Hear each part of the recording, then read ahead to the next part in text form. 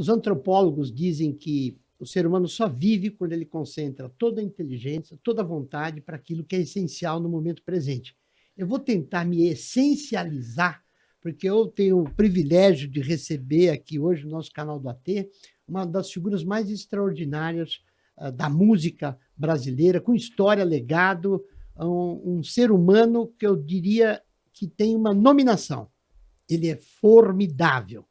Meu querido amigo Simoninha, vou chamá-lo de Simoninha. Que alegria ter você aqui comigo. Obrigado pelo carinho mais uma vez. Você é uma pessoa incrível, Agostinho. Sempre muito carinhoso com todos, né? E comigo não é diferente. E a gente se sente muito bem, muito contente e à vontade ao seu lado sempre. Olha, uma delícia estar aqui com você. Obrigado. Porque isso que você acabou de dizer de mim, eu me sinto no espelho. Porque com toda a história da sua família, nós vamos falar aqui um pouquinho, você tem essa leveza. Você tem essa tranquilidade, esse sorriso. Obrigado. E aí eu já quero começar com você o seguinte, Simoninha, quem nasceu primeiro, você ou a música? A música, né? A música nasceu primeiro. Eu nasci, obviamente, num ambiente musical, né? Nasci num berço musical. E ela teve um impacto tremendo, e tem até hoje um impacto tremendo naquilo que eu me transformei, naquilo que eu sou, e da forma que eu vejo a vida, da forma que eu toco, né, a minha vida. Então, a música com certeza veio primeiro. Ótimo. Bom, uma pergunta que eu não posso deixar de trazer aqui para quem nos assiste, Simoninha, é ser filho do Wilson Simonal, o rei do swing. Quer dizer, o homem que ele criou, a gente fala de bossa nova e tropical, mas ele criou o swing dentro de uma característica brasileira, foi o quarto maior músico em determinado momento aí pela revista Rolling Stones aqui no Brasil, em sucesso, em gravações.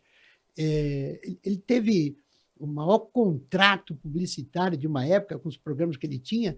Conta para mim como é que é ser filho deste rei do swing, uma figura extraordinária que a gente fala que, você que me ouve aqui, você que nos prestigia, o Wilson Simonal, ele se transfere, não totalmente para um outro plano, como todo mundo nós vamos, mas a pessoa se transfere para um outro plano. Ele não foi, porque o legado da música dele é uma coisa extraordinária. Como é que é isso, Simoninha?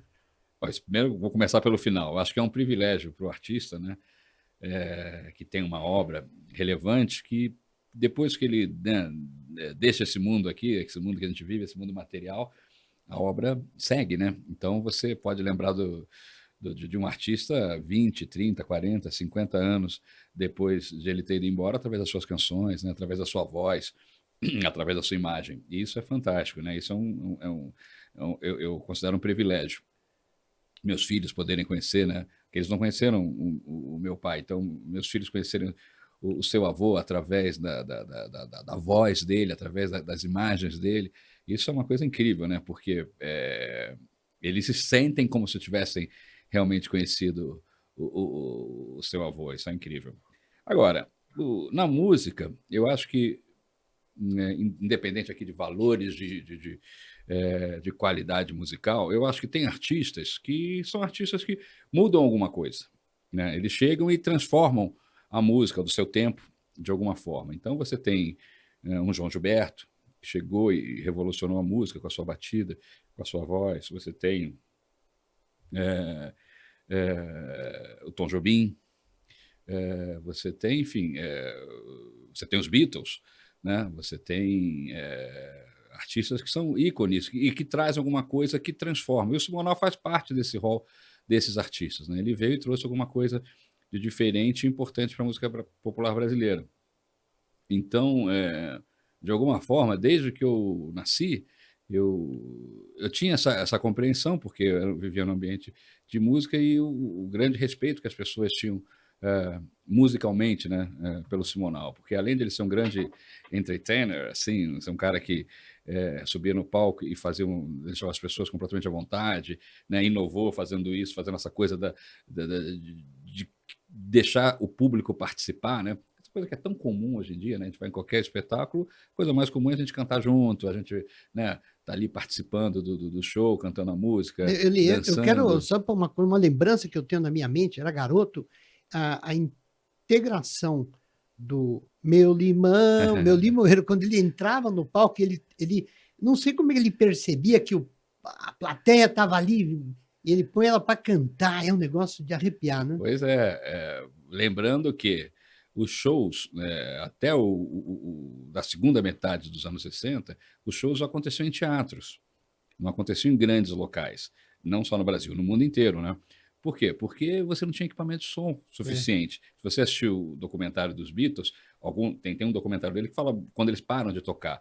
Porque eles viram que, até tem uma coisa muito bacana que no show que eles estão tocando nos Estados Unidos, eles começam a tocar qualquer coisa, porque, e tem uma histeria geral no estádio, porque as pessoas não estão escutando. Então, não tinha potência de som, não tinha os equipamentos que foram sendo desenvolvidos, de PA, né, para a qualidade chegar para mais pessoas. Então, se você tocava para um público maior ali de 1.000 pessoas, 2.000 pessoas, a qualidade de som ficava muito ruim. Então o som não chegava lá. Então essa transformação acontece junto com a televisão, acontece junto com a comunicação. E o Simonal faz parte dessa transformação, porque na televisão ele já fazia isso. Ele já brincava, já fazia as pessoas cantarem. Então as pessoas iam para o show dele esperando esse tipo de interação, né? De interação, e exatamente. Ele teve 2 programas, na Tupi, que, se não me Exatamente. engano, era o Simonal. Não, na Tupi ele teve o Spotlight. Spotlight. Depois na TV Record, Show de Simonal. Show de Simonal. E ele conseguia fazer com que o público lotasse os teatros. O show de Simonal não tinha lugar para sentar. Um sucesso absurdo. Tanto que culmina com o show do Maracanãzinho, que nem eles esperavam, nem ele, nem os músicos, né, a equipe que trabalhava com ele ali, ninguém esperava que fosse acontecer aquilo. Eles foram para o primeiro show, porque depois teve vários, mas para o primeiro show do Maracanãzinho, que era o show de despedida do Sérgio Mendes, que tinha uma série de artistas, os shows começavam cedo, né, quase todos os artistas importantes ali na época do Brasil tocaram, e o Simonal, até por uma questão de agenda, fazia o show anterior ao show principal, que era o show do Sérgio Mendes. Só que ninguém percebeu que aquelas 30.000 pessoas que estavam lá no Maracanãzinho, naquela tarde de 68, estavam lá para assistir o Simonal. Exatamente. E aí foi uma loucura, foi uma catarse, porque as pessoas entraram né, cantando, enfim, e todo mundo, inclusive o próprio Simonal, ficou todo mundo, o que está acontecendo aqui? E a partir daí entenderam a dimensão do sucesso. E, naquele momento, estava se inaugurando exatamente uma melhor condição de som. Então, a partir daí, o Simonal inaugura, a maioria dos estádios brasileiros estavam sendo feitos naquele momento, então ele inaugura essa coisa dos grandes shows, né, dos shows para grandes multidões, para 30, 40, 50 mil pessoas.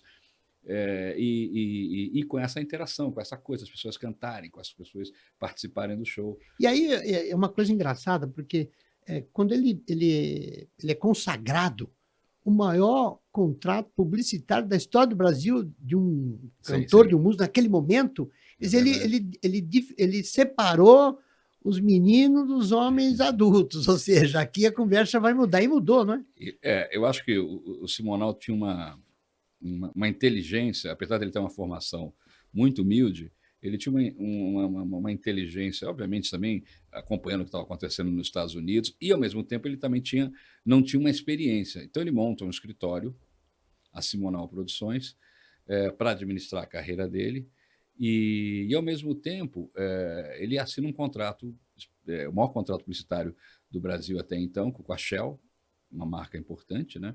E assume, inclusive, um pedaço da conta da Shell naquele momento ali. E era muito ambicioso o plano dele. Acabou depois, lá na frente, até tendo problemas, porque não tinha a experiência necessária para tocar um negócio desse. Até porque o lugar que ele menos ficava era dentro do escritório, porque ele ficava rodando o mundo inteiro, fazendo shows quase que todos os dias do ano, então não tinha como ficar à frente do escritório. Uma das minhas experiências em sala de aula, nas faculdades que pude participar, na ESPM, por exemplo, eu sempre citava o caso do Simonal nesse contrato para dizer a ausência de conhecimento dos dois lados. Um gênio da música que nascia e a Shell perdida totalmente. Vamos pegar isso aqui. A Shell teve mais dificuldade de controlar o Simonal e aproveitar, tirar todo o proveito, sim. mais limonada desse limão, né? Fazendo uma brincadeira. E foi impressionante, eu usava sempre isso na faculdade. Falei, olha, os contratos publicitários de verdade, compliance profissional, nascem a partir do Simonal. Foi ali que a coisa começa a ser, opa, quer dizer que podemos ganhar dinheiro como os americanos, quer dizer que podemos ter cachê como gente grande. Mas, Simona, é o seguinte, eu vou te pedir uma gentileza, porque a esmerada técnica, a sua qualidade vocal que você traz do seu pai, e você tem ela própria, porque uma coisa é aquele filho de um grande talento, né? E você até fez um grande show assim, mas você tem o esmero da técnica musical, você é um produtor musical, você é um intérprete, você é um compositor, você dirigiu grandes coisas, nós vamos falar daqui a pouco sobre isso, mas o que você acha de dar uma palhinha para os nossos queridos ouvintes aqui? Opa. Só se for agora. Descendo a rua da ladeira, só quem viu que pode contar. Cheirando a flor de laranjeira, Samarina vem pra dançar. Saia branca costumeira, gira o sol que parou pra olhar. Com seu jeitinho tão faceira, fez o povo inteiro cantar. Emocionante, emocionante. Mas não guarda o violão, não, porque é difícil. Não vou ficar eu falando aqui, o público quer saber de você. Vamos pegar uma outra música que é ícone da nossa. É um hino, né, das pessoas que conhecem a música popular brasileira. Não vem que não tem. Opa. Esse é um chamado à qualidade de vida.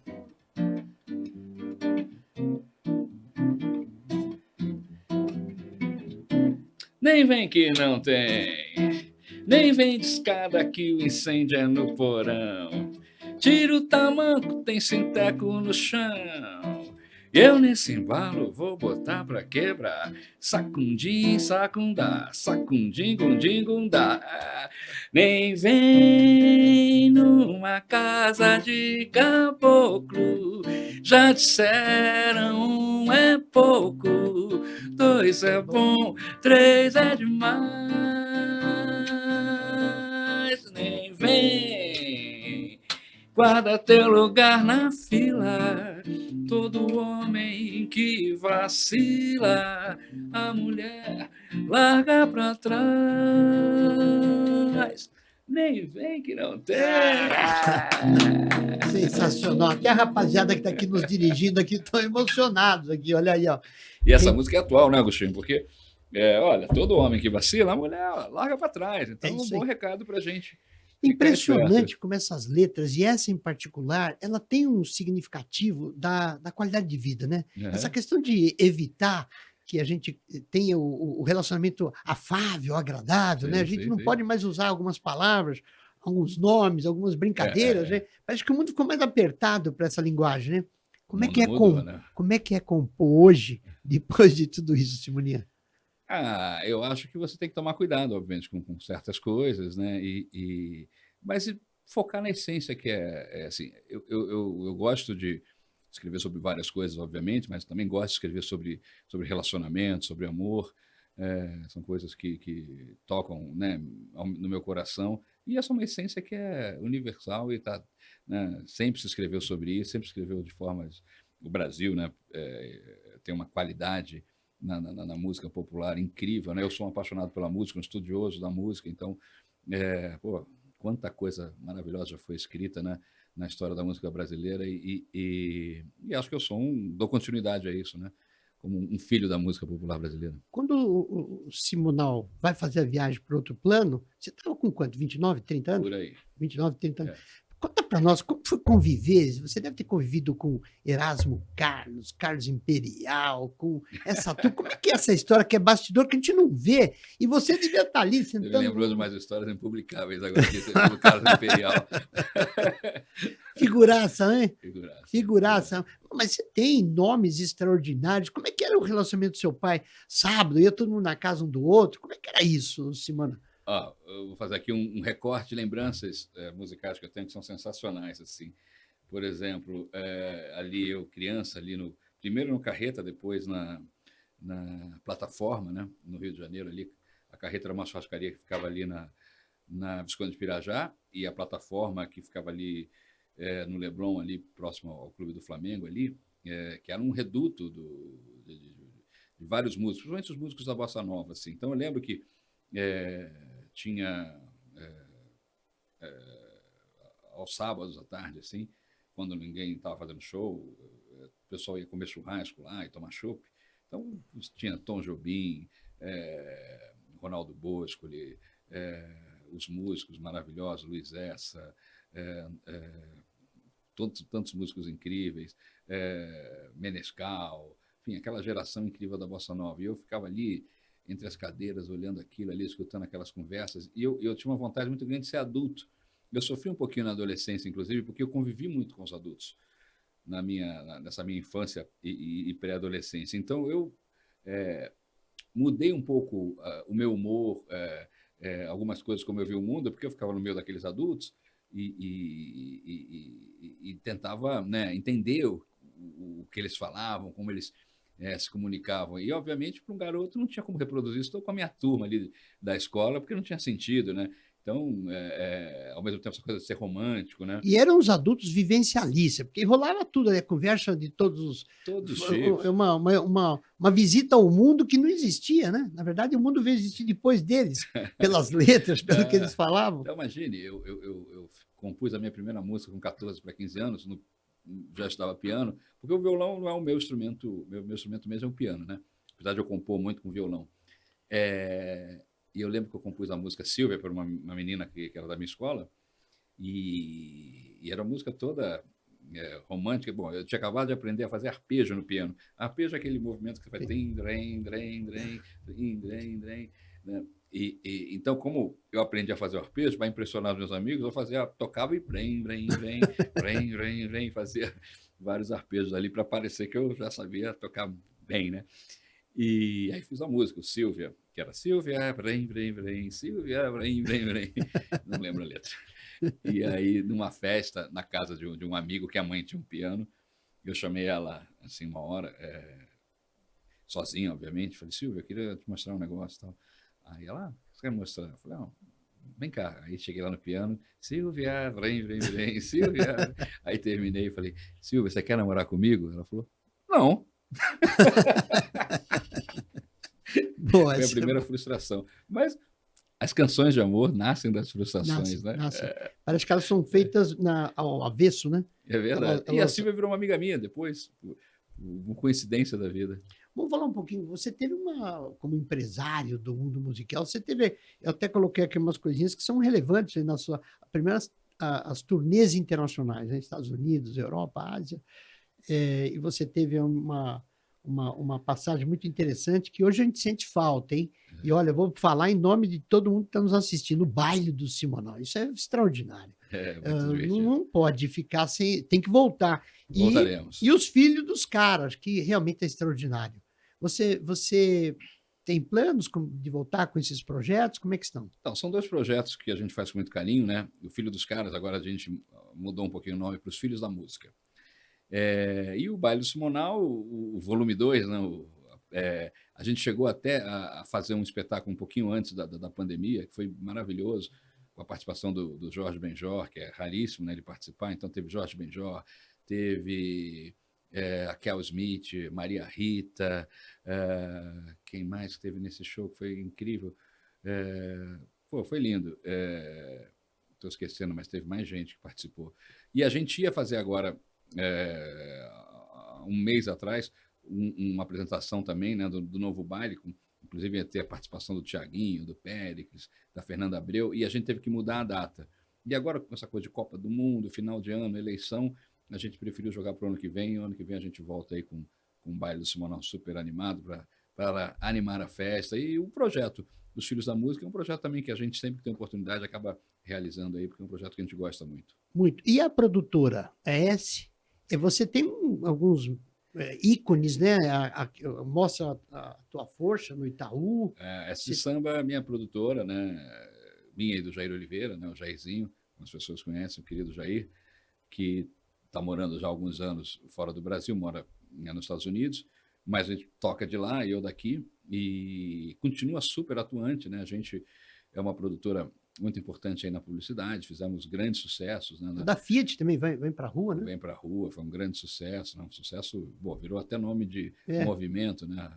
A partir do sucesso da música.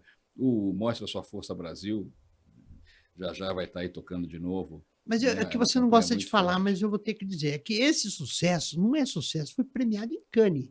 Você teve uma premiação de bronze, teve de prata, com esse trabalho dessa produtora, né? Isso é uma coisa importante. A gente tem alguns prêmios, né? Alguns leões, a gente já ganhou, né? Na carreira, alguns prêmios importantes, Grande Prêmio do Cinema Brasileiro, Kikito, enfim, são prêmios que obviamente dignificam e nos dão orgulho, né, da nossa trajetória aí, né? É bacana a gente. O prêmio é importante, né? E seja qual for a área, eu acho que o prêmio é um reconhecimento, né? Você é um trabalho que a música ela entrou na vida das pessoas em algum momento em que o marketing, as campanhas publicitárias muito bem sucedidas, né? Foi percebida por esses publicitários, Washington Oliveto, Zanguanais, essa turma é craque, foram lá e conseguiram falar, vamos trazer vida para a publicidade. Uhum. Você fez eu tenho até o privilégio que um trabalho editorial, homenageamos um amigo, e você fez uma música e colocamos na revista, quer dizer, um trabalho extraordinário. A música é a essência da vida, a gente costuma dizer que sem ela não dá para viver, né? Eu faço isso há muito tempo, né? Não só isso, também com trabalho também direção musical, e eu considero um privilégio eu poder também estar desse outro lado, por trás, não só né, tem esse meu lado que está aqui à frente no palco cantando, mas também está por trás ali construindo e produzindo ou dirigindo coisas que marcam na vida das pessoas. O Mostra Sua Força Brasil, eu sempre gosto de lembrar uma situação, era Brasil e Colômbia que iam jogar na Copa do Mundo, e eu estava aí em Fortaleza para assistir esse jogo. E eu lembro que eu entrei no restaurante para jantar, o restaurante estava lotado, fiquei ali na porta aguardando ali para entrar. Na hora que eu entro, o restaurante lotado, as pessoas começam a cantar essa música. Tamanha força. Então, imagina o que significa isso para uma marca. Impressionante. E, por sinal, tinham as pessoas do Itaú naquele momento que estavam acompanhando a seleção e vieram até a minha mesa e vieram me agradecer. Olha, o que você fez pela nossa marca. Eu fiquei muito feliz. Eu tenho uma passagem que até conto aqui, que é o seguinte, a minha filha, Laura, quando ela tinha 4 anos de idade, eu fui com a mãe numa pizzaria, na Cristal. Sim. E aí nós estamos ali comendo a pizza e chegou o Zezé de Camargo e o Luciano numa mesa. Imagine isso há 25 anos atrás, eles estavam num sucesso extraordinário, né? Sim. E aí a Laura, 5 anos de idade, falou, papai, queria dar um beijinho nele, cumprimentá-lo, mas está com vergonha, né? Então eu vou te levar lá. Fomos até eles foram gentis, cumprimentaram, tiram uma foto. Aí o Zezé de Camargo chega para a Laura e diz assim, ô Laura, que música nossa você mais gosta? Canta uma musiquinha nossa, ela... Lojas Marabras. Quer dizer, olha a importância do jingle musical como marca numa criança. E olha, até hoje, ela está com 32 anos, a gente brinca com isso, mas o jingle continua, não morreu. Quer dizer, é um hino, né? É o poder da música. Quando você acerta, é muito poderoso. Eu agora, recentemente, teve o Festival do Clube de Criação, que é um evento muito importante, né, desse universo publicitário aqui em São Paulo, e eu encerrei com uma palestra patrocinada pela minha empresa, né, pela S Samba, trouxe o Zé Ricardo, que é o diretor artístico do Rock in Rio, do The Town, de grandes festivais aí muito importantes, e a gente falou exatamente sobre isso, né, a música na publicidade, né, que a nossa sala, a nossa palestra foi sobre como também, né, a música vai evoluindo, né, as ferramentas também da publicidade foram evoluindo, o mundo foi mudando, novas gerações chegando, então como você pode utilizar de uma melhor maneira isso? O poder da conexão, né? das notas musicais, da música, é extraordinário. Eu sempre brinco com alguns amigos, olha, por mais que se tente, fala assim, uma coisa óbvia, tape os olhos, liga o som e põe a voz do William Bonner. E a primeira pergunta, o que te leva? Rede Globo. Sim. Aí você tapa os olhos, põe a voz do Faustão. O que te lembra? Rede Globo. Uhum. Ele está na Bandeirantes. Porque o poder da desconexão, da ligação desta figura com aquela casa que ele frequentou durante muitos 30 anos, anos, né? 30 anos, 32 anos. o poder da voz e a música é extraordinária e tá por... Olha, só para registrar que nós esquecemos, é o Mano Brown que estava com você lá no... Não esquecemos, Mano Brown. Querido, Mano Brown. O Mano Brown. Agora, vamos falar uma coisa que é interessante, que na tua vida tem um peso e eu adoro. Um presente aqui, vamos falar um pouquinho do Tom e do Gabriel, essas pessoas extraordinárias na sua vida. Eu tenho o privilégio de conhecê-los, são garotos maravilhosos. Nós vamos falar deles aqui um pouquinho, mas você compôs uma letra em homenagem à chegada desses gêmeos. Você pode nos dar um presentinho para a gente ter a sensibilidade que você teve, é extraordinária, essa é uma letra emocionante. Um pedacinho aqui do final da canção, que é mais ou menos assim. Vocês me deram mais uma chance para que eu possa sonhar. E a toda manhã olhar para vocês e me apaixonar. Vocês me deram mais uma chance para que eu possa sonhar. E a toda manhã olhar para vocês e me apaixonar. Nossa, é um poema, parabéns. Mas, olha, vou dizer uma coisa, a primeira vez que você tocou essa música eu ouvi no show, não foi fácil conter, porque a gente que é pai, a gente quer dizer alguma coisa para os filhos, né, a vida toda. Mas em algum momento, quando você falou, eu vou falar a mensagem que você vai ouvir para o resto da sua vida, isso aqui não é muito fácil, não. Como é que foi isso? Eu queria escrever da mesma forma que meu pai me dedicou uma canção, né, o tributo a Martin Luther King. Eu queria muito, quando meus filhos nasceram, dar um presente para eles para a vida toda, e acabei escrevendo uma canção que fala, né, de passado, de presente e de futuro. Eu me inspirei um pouco em uma coisa de composição que o Erasmo Carlos e o Roberto fizeram muito bem com canções icônicas que eles escreveram, e a letra fala disso, fala das minhas lembranças como filho, né, e da minha transformação como homem, e agora tentando, aprendendo e na expectativa também de ver essas crianças crescerem, enfim. Então a letra trafega, navega por esse universo e fala de coisas bonitas e fortes, fala das fraquezas, né? Porque Claro. temos as nossas fraquezas, Sim. E a gente aprende também com elas. Então é uma canção muito singela e que atravessa o tempo. Ela é doce, leve e emocionalmente muito profunda. Você sabe que eu gosto... Uma vez eu assisti uma palestra, uma Quem entrevista... quiser conhecer, 26 de dezembro, só escutar lá no Spotify, enfim, 26 na de plataforma que dezembro. quiser. Eu vi uma palestra, uma entrevista, não me lembro agora, do Lulu Santos, e ele contava como é que ele se inspirou, como é que ele nasce como um grande intérprete, compositor, e ele conta que falou, eu gostava das músicas que contavam uma história, começo, meio e fim. E a gente percebe que o andar da carruagem da sociedade, nesse mundo tecnológico, hoje a internet que facilita, mas as letras que trazem essa energia da sociedade, do ser humano, né? Qual outra música que você pode nos presentear aqui que tem essa ligação? É que você me lembrou, eu não vou estar aqui, não sei se eu lembro. Me dê a mão, vem ser a minha estrela. Do Lulu, né? Isso é lindo. Lindo. Como é que é? Inspiração, tão fácil de entender. Vamos dançar, luzir a madrugada. É impressionante, porque se você...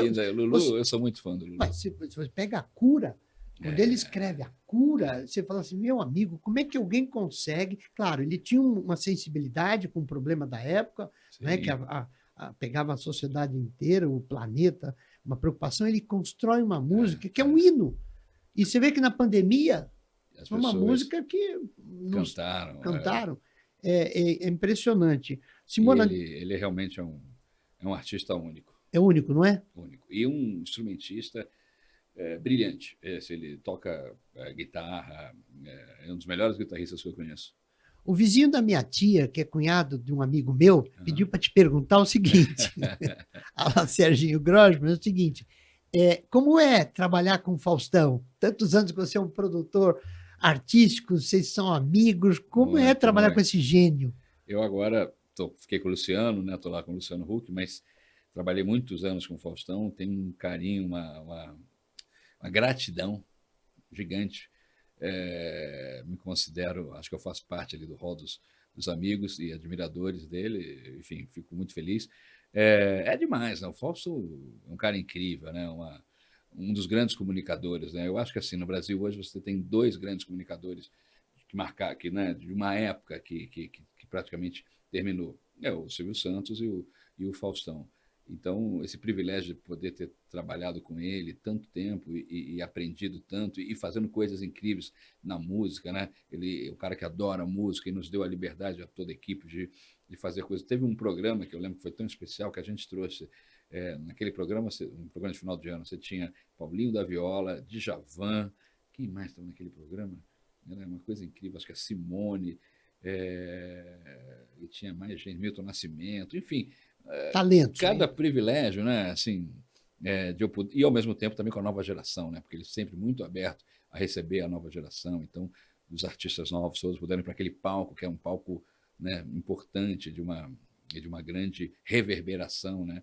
Então, poder trabalhar com os grandes mestres e poder também dar oportunidade aos novos artistas é incrível. E eu tento dar, de alguma forma, dar essa continuidade lá com o Luciano também, que é um cara muito bacana.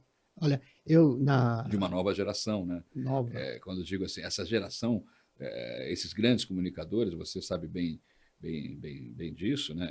É uma era que naturalmente, né, se termina e se começam novas eras, né? exatamente. E acho que o Silvio e o Fausto pertencem a essa E geração você dos sabe grandes que, comunicadores. na minha experiência de sala de aula, foram mais de 30 anos, às vezes tinham aqueles alunos, testosterona no alto, eles comiam o livro e no final não conseguiam extrair do livro alguma coisa que eles queriam para amanhã cedo, né?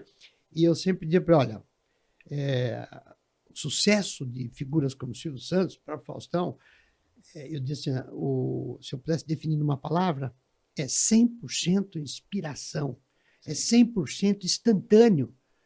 Porque o aluno lia as teorias de marketing, ele queria, as grandes companhias, aplicar no dia seguinte. Eu falei, amigo, não é assim. Aquilo ali é um quadrado que você vai andar, mas assim, é 100% natural. Faustão, se eu fosse dizer 100% natural, 100% instantâneo, é ao vivo e a cores, vamos lá, vamos ajustar a relação. Tanto que é um sucesso em E as pessoas se identificam com os identifica. muitos acertos e às vezes até com alguns tropeços, porque é muita verdade. É verdade. Ele está ali de corpo e alma. Uma das coisas que para nós é interessante também explorar um pouquinho de você é o seguinte: bom, vamos falar dessa semana. Você teve uma alegria que o ano é. Vamos falar desse teu amor por esse time. Quando surge o alviverde imponente no gramado em que a luta o aguarda. Sabe bem o que vem pela frente, sabe bem o que vem pela frente, que a dureza do prélio não tarda, e o Palmeiras no ardor da partida, transformando a lealdade em padrão, sabe sempre levar de vencido e mostrar que de fato é campeão. Leila, para você, isso vai de presente para você, Leila, e palmeirenses. Onde começa essa paixão? Era do família? Não, olha, minha família é toda flamenguista, né? Mas meu pai sempre gostou de futebol e quando a gente mudou para São Paulo, eu morei no Lorde Palace Hotel. Você Sim, lembra onde era o conheço. Lorde Palace Hotel? Não existe mais, né? Não. Ali em Santa Cecília, na Rua das Palmeiras. E era a concentração do Palmeiras. E um jogador icônico do Palmeiras, que era o César Maluco, não sei se você lembra, um dos maiores artilheiros da história, o segundo maior artilheiro da história do Palmeiras, inclusive, era muito amigo do meu pai e me levava para. Não, vou levar o moleque lá para ver o treino, vou levar eu morei um ano no hotel. Ademir da Guia, Dudu, Leivinha, César, Ney, Leão, um esquadrão, né? A segunda academia do Palmeiras. E eu, garoto ali com 9 anos de idade, ficava fascinado. E aí fui assistir um campeonato que o Palmeiras ganha em cima do Corinthians, de 1-0, e fiquei louco, porque eu falei, cara, esses caras que estão aí jogando são os meus amigos, porque eu encho o saco deles todo dia, na cabeça de uma criança, né? No café da manhã, no almoço, no jantar, né? Fico enchendo o saco desses caras aí, eles todos, obviamente, pacientes comigo, e me apaixonei pelo Palmeiras e fui crescendo, indo assistindo os seus jogos, né? Já morando em São Paulo, aí a paixão foi... Olha, é uma delícia sempre conversar com você e está muito agradável essa nossa conversa, mas eu preciso saber de você algumas coisinhas. Como é que está a agenda dos shows? Como é que nós Olha, estamos aí? Qual é a programação? a programação está uma loucura. Ontem eu estava contando aí, eu não tenho aqui de cabeça, mas até o final do ano já tenho 15 shows aí marcados e acho que ainda vou ter mais, né? Assim, hoje eu tenho 15, né? Marcados, mas eu não sei de cabeça. Eu Dá para soltar preciso... um primeira mão onde vai ser o Réveillon? O Réveillon, sim, sim.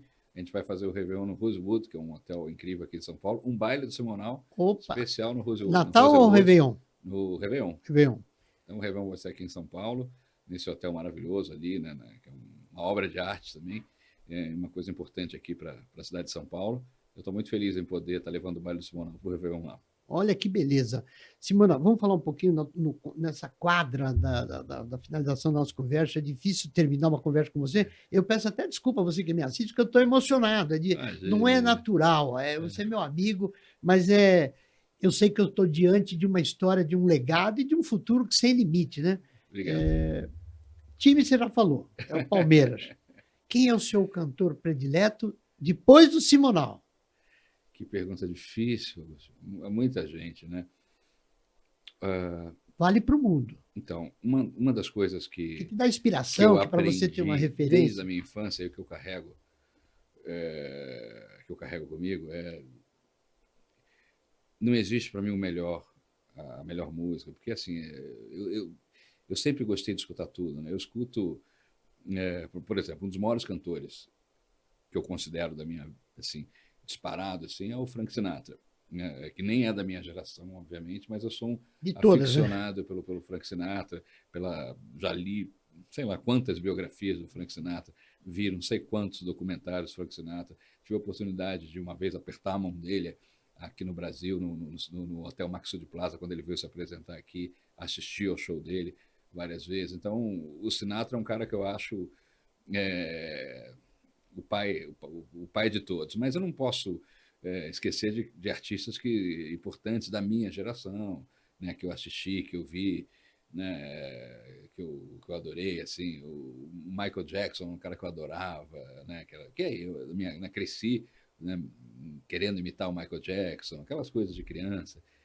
E além de ser um entertainer gigante, mas era um cantor, né? Você escuta as obras que ele canta, assim, é impressionante, uma técnica absurda. Enfim, é uma lista que passa por uma série aqui no Brasil. Nossa, quantos artistas maravilhosos que eu sou apaixonado, que eu me emociono. Milton Nascimento, que está encerrando agora. O Milton, né? Eu adoro essa expressão que as pessoas dizem. Se Deus tiver uma voz, a voz, né, provavelmente a voz é do Milton Nascimento. Verdade, verdade. Ou do Steve Wonder, pode ser de qualquer um dos dois. Assim. Em inglês é do Steve Wonder, em português é a do Milton. Enfim, tanta coisa maravilhosa, tantos artistas incríveis. Simona, um momento dessa carreira, da relação da música com você, que você pudesse lembrar e dizer que não tem dois.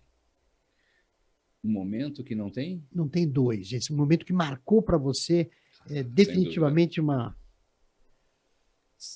Eu acho que, enfim, de muitos momentos, mas vou te lembrar uma que é importante para mim. Eu tinha lançado meu primeiro disco solo, né? Já tinha participado de vários outros discos, já tinha até tido uma música que tocou muito nas rádios na época, nos anos 90, mas eu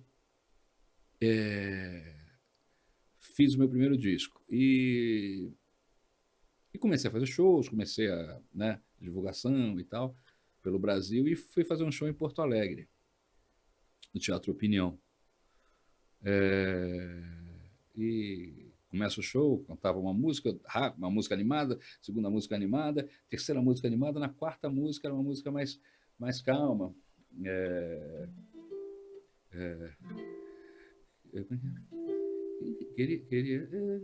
Queria chegar e te abraçar e pelo coração te amarrar.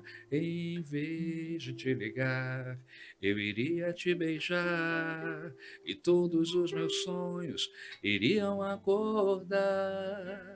A música chama-se Agosto. E quando eu comecei a cantar essa canção, as pessoas no Teatro Opinião começaram a cantar assim. Eu percebi ali que elas já estavam cantando todas as músicas e que elas estavam cantando a minha música assim. E eu falei, caramba, foi. Acho que agora, depois de muita luta, porque as pessoas acham que é fácil por eu ser filho de quem eu sou, mas assim, tive que lutar muito, né, para estudar muito, né? Ninguém... lugar. E naquele momento me invadiu o peito. A sensação de que acho que a minha carreira aconteceu. Não podemos deixar de falar um pouquinho aqui, que é Max de Castro. Meu irmão. Quem é esse cara, Max de Castro, na sua vida? Figura. Autor dessa canção que eu acabei de tocar aqui, o Agosto. O Max é um cara genial, um grande artista, um tremendo músico, um tremendo produtor musical. Um artista único também, tenho também uma grande admiração, sou fã do trabalho do Max e, enfim, parceiro de música. Uma coisa que a gente aqui, interagindo com você, entre você e o Max, a gente vendo os dois no palco, você consegue trazer o DNA dessa voz, da ginga, do swing na voz.